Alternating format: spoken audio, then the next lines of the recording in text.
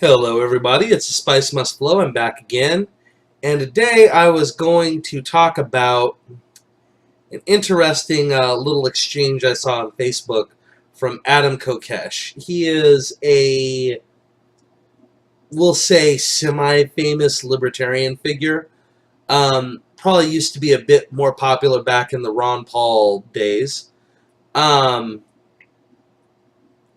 and he basically he gave an offer to those of us who consider ourselves generally in the libertarian side, who basically are against open borders, to join him to be for open borders. And I'm kind of like, well, this is interesting because what I saw was him getting a lot of static from various people, myself included, who were basically like, okay, you do realize this is bad for libertarianism. See, here's the thing. I'm not a strict libertarian. I once was quite libertarian. And I found I really couldn't be after a while. It wasn't a matter of disliking most of what libertarians thought. It was a matter of realizing that libertarians really couldn't get anywhere doing what they were doing.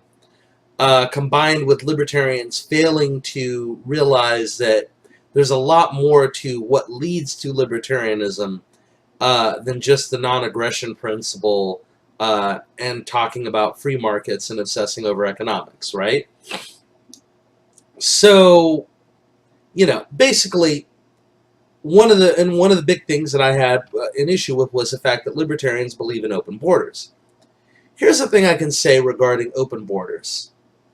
If you have a system where you have open borders, but you do not have a welfare state, arguably you could have open borders because anyone who can't hack it in the society is not going to move there. Okay, they would leave if they can't make it. In fact, we know from the last great European migration before what happened in 1965, when we basically, for all intents and purposes, if you review the 1965 Hart-Cellar Act,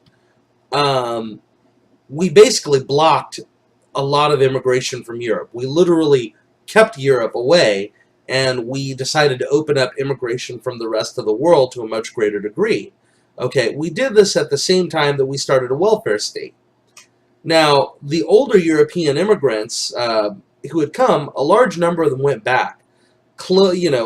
Very large numbers of Italians, very large numbers of Hungarians, for instance, left the United States. They couldn't hack it here to the standards they wanted to, and they went back home. And it wasn't a we hate you because you're from Eastern Europe or something, though there were those who did not like them because they were from Eastern Europe. But they weren't leaving over oppression. They were just leaving because there was no welfare state. So if you couldn't get a job, okay, and you weren't really going to make it here, okay, and a lot of them could not find employment that they thought was good enough. They couldn't find the American dream, so they went back home, right? After 1965, no immigrant we've had has really had to do that. Immigrants nowadays can come here, and if they can't hack it, they can get on welfare.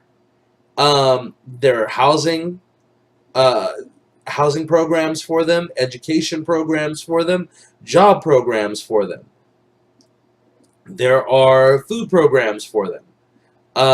If they can't hack it, no big deal. No big deal. You can still stay. You don't want to talk to the Americans. You don't want to learn English. You don't want to have to deal with anyone and want to stay entirely in your own culture and society amongst your friends and never interact with a single American past what is necessary to collect those checks from the government and buy things with other people's money. Okay, fine. Not a problem. Our system will do that for you. And that's the way it is. I realize it might sound rough to put it that way, but that is exactly how our system works. That's exactly what we do. And this is what libertarians like Kokesh don't get. Okay, they're imagining that we have a libertarian society, right? They're imagining that we've gotten to the libertarian society where where there is no welfare, and where we're all living by the non-aggression principle, and and where we have this wonderful anywhere from minarchist to anarcho-capitalist society that they imagine. But that isn't what we live in. We live in a welfare state. We live in a welfare state that is also largely a warfare state at the same time. And we invade the world, and then after pissing them off, we invite them here. And we act like they all just want to be Americans. I mean, a lot of these people don't particularly agree with the philosophy or the ideas or concepts of the Democratic Party or the Republican Party, let alone the Libertarians, right? And I've been to plenty of Libertarian meetup groups, and it's a bunch of white guys. I'm serious. It is.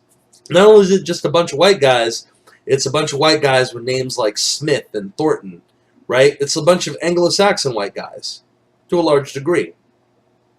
Exceptions on that, but that's largely who it is. Okay? That isn't to say that libertarian ideas or values can't be held by people that aren't that, who aren't the main demographic, but pretty clearly libertarians aren't selling this message very well. So, if you're going to have a libertarian society, and that society you want to be libertarian is also going to be one that has open borders, you clearly can't do that at the same time. So, I don't know. I find this very interesting. A lot of people gave him static because they were pointing out the exact same thing I'm talking about right now. And I kind of feel sorry for folks like Kokesh, who are so stuck in the ideology that they cannot see the practical world and how it actually operates right in front of them. But, I mean, that's life, and that's a lot of libertarians. It's also why libertarianism is not as popular as it was. Some real choices have to be made within that philosophical school of thought, or it dies, right? We're not going to have a libertarian society, for instance, if we import Somalia and then have them all on welfare, right? And the truth of the matter is this: I get it. A lot of the libertarians are not a particularly racialist or racist group, right? They do imagine that libertarians, for instance, can sell these messages to immigrants. That's cool. But my question is, are you going to sell it to Somalis, right? Are you going to sell it to various groups? I sounds like I'm picking on Somalis, but I am, because they tend to be like the worst group of immigrants you could possibly have in terms of economic productivity. Okay. Ironically enough, it's not a bunch of white guys who are. It's South Koreans. South Koreans are basically the best from an economic perspective. Okay. And yet libertarians don't acknowledge these realities. So, I don't know. Basically, what I'm suggesting, I make a counteroffer to Kokesh, and that is, every libertarian out there needs to get their head on straight and simply acknowledge that unless we can dismantle the welfare state, which right now that looks about impossible, we better damn sure make sure that we are deciding to at least close the gate down, right? So that no more people actually get onto welfare, okay? And work for policies in the future where people who are the most likely to not be on welfare will be in the country, and people that are most likely to be on welfare never get into the country. So, I don't know, just a few thoughts. Any rate, though, oh, yeah, and of course, as always, furthermore, I consider Islam must be destroyed. You don't really want those guys coming in, or else say do the whole aloha snack bar and kill people, as Europe's finding out and has been finding out for a long time.